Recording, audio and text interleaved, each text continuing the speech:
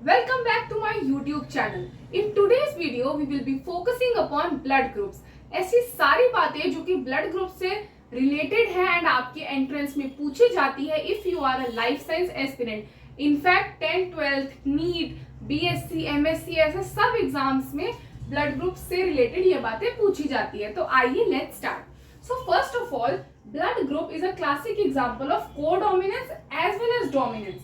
Now what is this codominance? तो सबसे पहले अगर आपको मेंडल के बारे में पता है तो मेंडल ने हमें जेनेटिक्स में 3 लॉज दिए थे, law of dominance, law of segregation and independent assortment.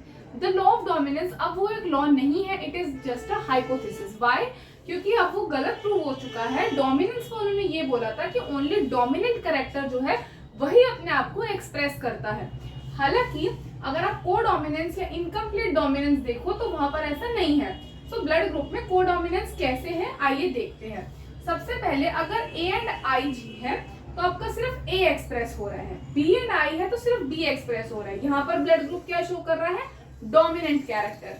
पर जब भी A और B साथ में होते हैं तो A में ब्लड ग्रुप बनता है. तो यहाँ पर तो कोई एक डोमिनेट नहीं कर रहा है, यहाँ पर दोनों जो हैं वो अपने आप को एक्सप्रेस कर रहे हैं. That is codominance, expressing together. तो इसीलिए यहाँ पर कोडोमिनेंस भी है, डोमिनेंस भी है. Point number 2, blood group is a classic example of multiple allelism. Now this is also against Mendel. Why? क्योंकि नॉर्मली एक जीन जो है वो 2 एलील्स से बना होता है. अगर एक जीन 2 से ज्यादा एलील्स से बना हो उसे बोलते हैं मल्टीपल एलिज्म. तो हुआ क्या था कि अगर आप ब्लड ग्रुप में देखो so there are 3 alleles A, B and I. तो ये क्या हुआ? एक मल्टीपल एलिज्म का केस हुआ.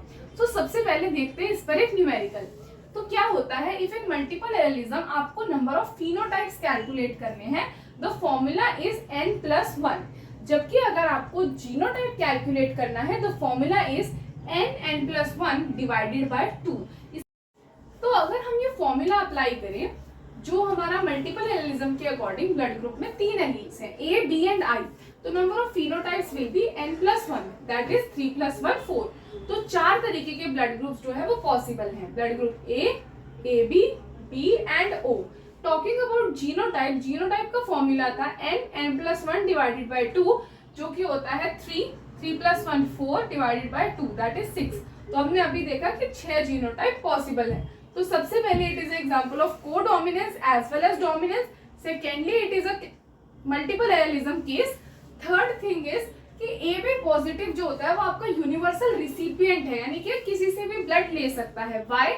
क्योंकि ए बी में क्या होता है कि एंटीजन ए भी है और बी भी है और एंटीबॉडी कोई भी नहीं है. तो जब एंटीबॉडी ही नहीं है तो उसमें कुछ भी रिएक्ट नहीं करेगा. अगर कोई और ब्लड ग्रुप ब्लड देता भी है तो कोई एंटीबॉडीज नहीं बनेंगी. जबकि जो ब्लड ग्रुप O है which is a universal donor उसमें कोई एंटीजन नहीं है, जबकि एंटी ए भी है और एंटी बी भी है. तो अगर कोई भी और ब्लड ग्रुप उसे ब्लड देता है तो क्लॉटिंग होने के चांसेस हैं. तो क्या है, A जो है वो A और O से ले सकता है, B और O से ले सकता है, A भी सबसे ले सकता है दैट इज यूनिवर्सल रिसिपिएंट, और O तो सिर्फ और सिर्फ O से ही ले सकता है. Talking about the next point which is very important is sugars. कि हर ब्लड ग्रुप पे एक कोई शुगर मिलती है जो कि उसका कैरेक्टरिस्टिक फीचर है. ब्लड ग्रुप A में मिलने वाली शुगर का नाम है N-एसिटाइल गैलेक्टोजामिन. B में मिलने वाली शुगर का नाम है गैलेक्टोज. O में मिलती है फ्यूकोज एंड AB में हमें दोनों मिलती हैं दैट इज N-एसिटाइल गैलेक्टोजामिन भी और गैलेक्टोज भी. तो ये था एक overview about the blood groups and उनके बारे में कुछ इंपॉर्टेंट बातें. आई होप आपको ये वीडियो अच्छा लगा होगा. Please do like our video and do subscribe to our channel. Do follow us for more such videos. Also अगर आप किसी और टॉपिक पे डिटेल वीडियो चाहिए प्लीज हमें कमेंट बॉक्स में बताइए. Thank you very much.